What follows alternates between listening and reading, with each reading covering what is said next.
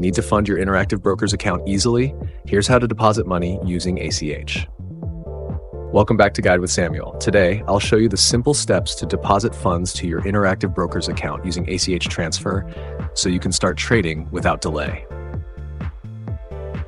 Step 1. Log into your Interactive Brokers account on the website or mobile app. Step 2. Navigate to the Funding or Deposit Funds section. Step 3. Select ACH Transfer as your deposit method. Step 4. Enter the amount you want to deposit. Step 5. Provide your linked U.S. bank account details if you haven't already. Step 6. Confirm the transfer request and submit. Step 7. The funds usually take 1 to 3 business days to appear in your IBKR account.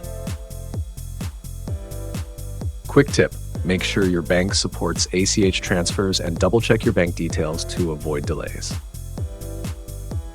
If this helped, like and subscribe to Guide with Samuel for more trading tips. Drop your questions in the comments. Thanks for watching.